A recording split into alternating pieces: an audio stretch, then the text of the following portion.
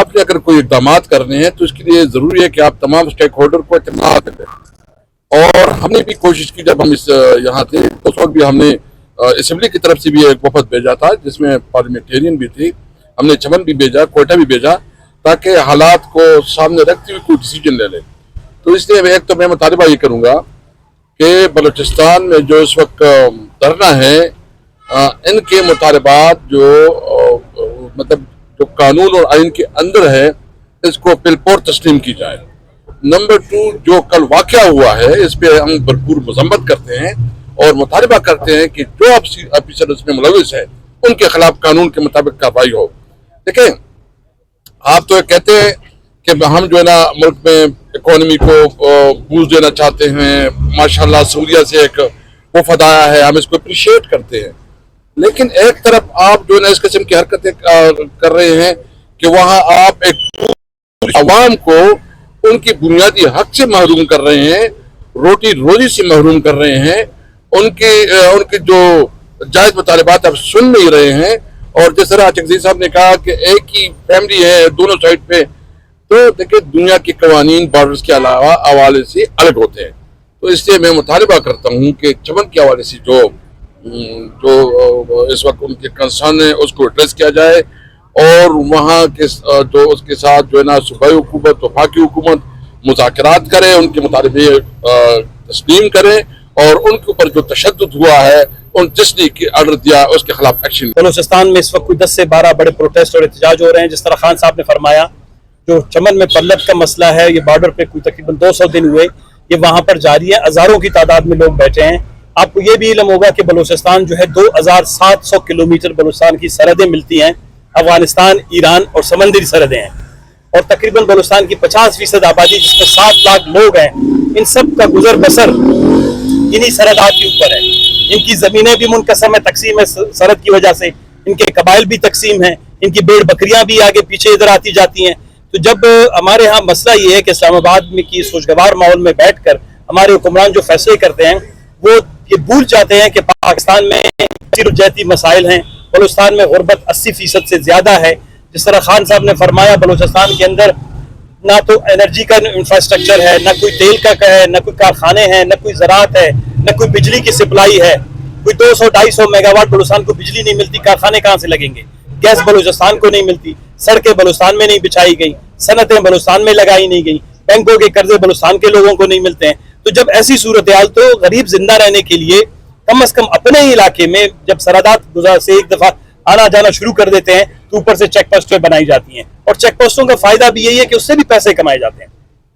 تو آپ کو رپورٹ آپ لوگوں نے کچھ دن پہلے دیکھا تھا تیل کے حوالے سے، ابھی گندم کا اسکینڈل آیا ہے، ابھی ایک اور اسکینڈل بلوچستان سے آنے والا ہے نگران حکومت کے دور کا، جس میں 5 ارب روپے کی جو ہے وہ سگریٹ، چھالیاں اور ایسی دیگر چیزیں ہیں نگران حکومت کے دور میں جو ہے وہ غائب کر دی گئی. تو جب وہاں اسلام آباد والے بیٹھ کے 500-600 ارب روپے 9 مہینے میں ڈکار لیتے ہیں، لیکن 9000 روپے ایک غریب بلوچ اور پشتون کو اجازت نہیں ہے کہ وہ دن میں جا کے وہاں سے کمائی کر کے آئے. ہم کہتے ہیں کہ بلوچستان کے حوالے سے یا خیبر پختونخوا کے حوالے سے جو سرحدی آپ کے صوبے ہیں، یہ تو اصل پاکستان ہے. باقی پاکستان تو آپ کا جو ہے ایریا کے اعتبار سے، علاقے کے اعتبار سے تو بہت ہی مختصر ہے. تو جو بلوچستان کے ساتھ اس وقت رویہ رکھا گیا ہے، اس وقت وہاں پہ ایک شخص شہید ہوا ہے، ایک جو ہے 2 شہید ہوئے ہیں، ایک کی لاش تک نہیں دی گئی. تو جس طرح مطالبہ کیا گیا خزدار میں جو ہے بھی جو دھماکے ہوئے، لوگ شہید ہوئے، ہمارے جو سارے بارڈر ہیں تیل کے جو چھوٹے موٹے کاروبار ہیں، ہم کہتے ہیں بلوچستان تک تیل محدود کریں، باہر نہ چھوڑیں، لیکن وہ والے بھی بند کر دیے گئے ہیں. تو ہماری گزارش یہ ہے کہ آپ کے توسط سے کہ حکومت اس مسئلے کو سنجیدہ لے، بلوچستان کے لوگوں کو دوسرے نمبر کا شہری نہ سمجھا جائے، ان کو بھی برابر کا شہری سمجھتے ہوئے جس نے بھی وہاں پر فائرنگ کی ہے، جہاں پر بھی لوگ زخمی ہوئے ہیں، گرفتار کیے گئے ہیں، ان کو نان شبیدہ سے محتاج کرنے والے جو بھی باثر افراد ہیں، ادارے ہیں، ان کو جو ہے زیر احتساب لانا چاہیے. ان کے اوپر جو بھی قانونی کارروائی ہے ہونی چاہیے، تاکہ لوگوں کو بھی یہ اطمینان ہو کہ یہ آئین قانون ان کے لیے بھی یکساں برابر ہے. شکریہ. کہ ہم اس جو ایک ناجائز حکومت ہے جس نے ہمارا مینڈیٹ چوری کیا ہے اور جو کہ کسی طور پر عوام کا نمائندہ نہیں ہے، اس کے خلاف ہم تمام اس فورسز کے ساتھ رابطے کریں جو کہ اس حکومت کو ناجائز تسلیم کرتے ہیں. بتائیے گا کہ آپ کہہ رہے ہیں کہ مینڈیٹ چوری کیا گیا ہے، آپ نے ٹربیونلز میں جو بنے ہوئے ہیں، جہاں جو عدالتی فورمز ہیں، وہاں پر آپ نے کتنے حلقوں کی درخواستیں دی ہیں وہ تھوڑا سا بتا دیں تاکہ عوام کو پتہ چلے دیکھیں کہ اس وقت انصاف آپ کو تو ملے نہیں، ہم نے اپنی جتنی بھی ہماری بیسیکلی بنتے ہیں 180 سیٹس ہماری بنتی ہیں. جتنی سیٹس ہیں انہوں نے تو تقریباً ہم 90% میں ہم گئے جہاں ہم ہارے ہوئے ہیں. کیونکہ آپ جانتے ہیں آپ اس علاقے سے ہیں، اسلام آباد میں کس نے جیتا ہے؟ مطلب اس میں کوئی شک نہیں ہے. ان کو خود بھی پتا ہے اور ان کی بیوی بچوں کو بھی پتا ہے کہ یہ جو ہے ناجائز طور پر اسمبلی میں بیٹھے ہیں، اور اس کے باوجود جو ہے نا ٹائی شائی اور کوٹ پہن کے جو حلف اٹھایا ہے. ان کے اندر کوئی ضمیر اور کوئی اس کا شرم حیا بھی نہیں ہے کہ کم از کم اتنا کرے. جس طرح کچھ لوگوں نے آپس دی مرمان صاحب نے کہا کہ میں نہیں منتخب تھا، میں نہیں کھیل جانا چاہتا. اس لیے تو اس جمہوریت کو جتنا نقصان اس الیکشن نے پہنچایا ہے شاید کبھی نہیں ہوا. اور جو یہ الیکشن کمشنر ہے انہوں تو میرے خیال میں تاریخ میں اپنا نام ایسا کالا کر دیا ہے کہ اس کا نام جو ہے نا تاریخ میں جس طرح لکھا جائے گا.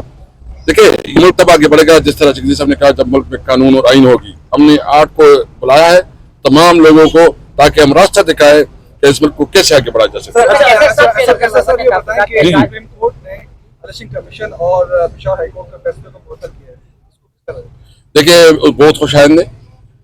کم از کم سپریم کورٹ میں ہماری سنوائی ہوئی ہے اور سب سے اہم بات یہ ہے کہ جو یہ چاہ رہے تھے نا کہ کنسٹیٹیوشنل امینڈمنٹ، شکر الحمدللہ کو کم از کم اس کی اس سے تو ہوا نکل گئی.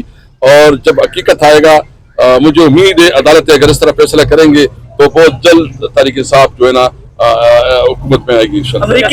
امریکی سفیر سے ملاقات میں کیا باتیں ڈسکس ہوئی ہیں؟ کیا کوئی پیغام لے کر آئے ہیں؟ کیا طریق انصاف کیا؟ نہیں دیکھیں امریکی سفیر آئے تھے اور وہ خود اپنی ریکویسٹ پہ آئے تھے. ہم تو سب کو ملیں گے، ہم دیگر ایمبیسڈرز کو بھی ملیں گے. ہم نے جو اپنا نقطہ نظر تھا اس کے سامنے رکھا ہے اور ہمارا بالکل واضح موقع پہ کہ ہم ایک آزاد خارجہ پالیسی چاہتے ہیں. ہم کسی طور پر اپنے ملک میں کسی کو مداخلت کی اجازت نہیں دیتے. ہم ایک آزاد قوم ہے، ایک ساورن قوم ہے، ایک ساورن قوم کی حیثیت سے ہم اپنی پالیسی جانے چاہتے ہیں. آپ نے شہباز حکومت کو مورد الزام ٹھہرایا، کیا آپ یہ بھی سمجھتے ہیں کہ انوار اللہ کاکڑ جو نگران پرائم منسٹر ہیں وہ بھی اس میں انوالو تھے یا ان کے خلاف بھی ہاتھ ڈالا جا سکتا ہے؟ دیکھیں اس میں کافی لوگ انوالو ہیں.